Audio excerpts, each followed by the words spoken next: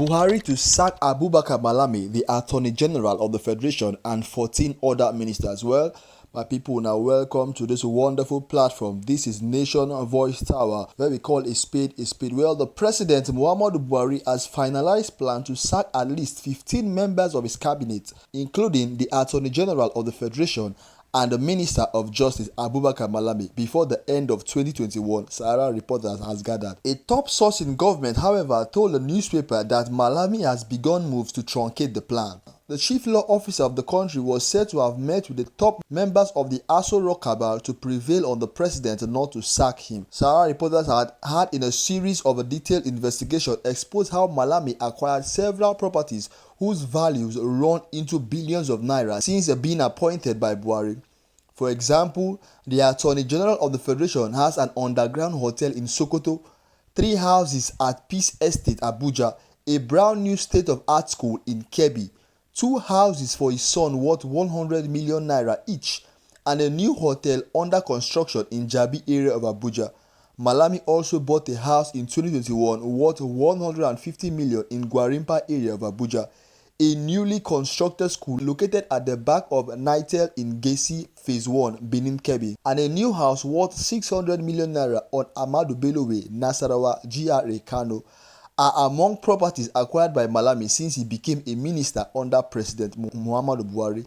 This is not all. Malami also bought a 3 billion multipurpose event center in Kebbi State named Asbi Arena for his son in Kebbi. This is apart from Ryan Hotel located on Zaria Road opposite Aminu Kano Teaching Hospital, which the AGF massively upgraded. You can see what is happening in the country. Since he became a minister, he has been acquiring things over and over. Well, my people, you can see why Nigeria cannot progress. Look at the people that are ruling the country.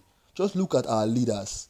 When they come into a position, in less than how many years this man has stayed as a minister, look at the properties he has owned. How can Nigeria move further? And where are this money coming from? You cannot tell me it's from his salary. You cannot tell me it's from his allocation. You cannot tell me it's from all this his allowance. This money are coming from Nigeria's sweat, Nigerian suffering. Most of this money can come from the loan they borrowed from a foreign country. You can see how they are mismanaging Nigerians' fund, embezzling resources and building hotels and schools and houses for themselves and their children all over Nigeria.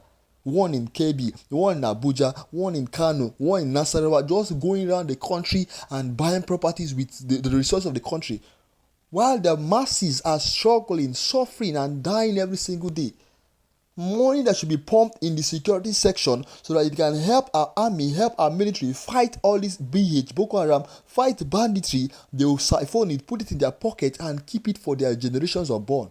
How can we progress in a country like that? If these facts are true, you can tell that the Nigerian government have no future. Look at the kind of person the president has appointed as a minister. Someone that his mentality is just to come and siphon resources. What has he contributed to the country since he became a minister till today? Look at what he said recently. The AGF is calling on the state of emergency in Anambra State. Thank God for Willie Obiano, who stood up quickly and said no. Look at the killings happening in Zamfara State. Look at the killing happening in Katsina State. Look at the issues that the banditry are kidnapping children every single week. 100, 200, 300, every single week in the north. But they have never declared a state of emergency in any state in the north. But because of the little killings and the incessant things happening in Anambra, they want to declare a state of emergency in Anambra State. Is that a correct Attorney General? It's being partial. And we all see that he made the promise to Andoba, promising him that he will become the next governor of Anambra State. What are your thoughts and opinions concerning this? Please drop them down in the comment section. Let us read some comments of what people are saying concerning this. Someone said, nothing like sack, and maybe the time they agreed has reached, so another Fulani man will replace him. The aim of Fulani is to suck and sink Nigeria. Have you been hearing of Magu case again after trillions of naira he stole as former EFCC chairman, and also Abba Kyari? Fulani are just playing games. Wait for another Fulani rent person to replace him and make his own probably if he removed. Nonsense. Well, this is actually true. Have you been hearing about the Magu's case? Magu, the former AFC chairman, after they found out that he stole trillions of naira from the EFC purse, what have they done to him till today? They just swept the case under the carpet. They swept it under the carpet. You can imagine. Today, what about Abubakar case? The FBI brought out evidence and came to Nigeria twice because of Abubakar. Till today, we don't hear anything about him again. They swept it under the carpet. But if it's people like Nnamdi Kanu, they will carry the case on their head. If it's people like Sunday Igboho, they will carry the case on their head. They will chase them up and down and make sure that they reach the last root of the case.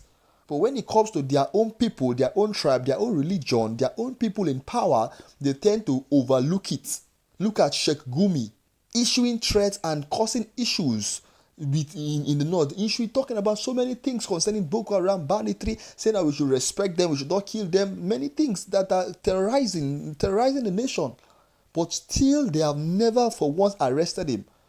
Then yesterday, Chiwetalagu came out with wearing a cloth with the red, green, and black. They said he's wearing on Biafra clothes. Look at how the army men maltreated him, bundled him, dragged him on the ground, and forced him into their vehicle. Just imagine, kept him to sit on the ground in their office. Embarrass this leader, this man that have contributed immensely to the entertainment industry of Nigeria, to the world at large.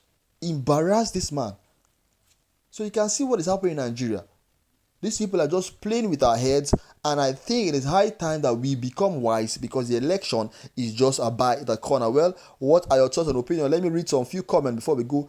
If all these allegations are true, then he is worse than a Yahoo boy. He is a Yahoo man. Well, someone else said, the yet to be sacked minister shall be probed if their hands were among them that shared the loans collected from China by the federal government. All those who collected the loans must pay it back before they leave office.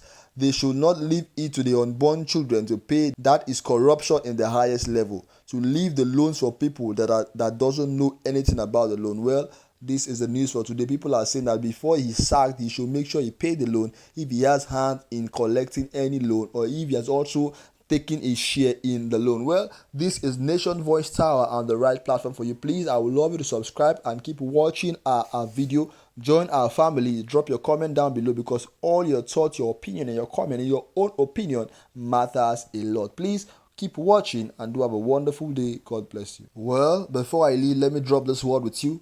Issa Pantami said on camera that he is happy when non-Muslims are killed. He was rewarded with a ministerial position in a juicy ministry. Chiwetalagu wore a Biafran flag in protest of people who were killed. He was rewarded with beatings and arrest. What sort of country is Nigeria? A country where Sheikh Gumi, the spokesman for terrorist bandits, is hailed, while Igboho, the defender against terrorist bandits, is jailed. Where Boko Haram are rehabilitated and NSAS protesters are devastated at Lekki massacre. Where money is borrowed in Nigerians' name and spent in Niger Republic's name. What sort of a country is this? Well, I'll leave you with that. That's a food for thought.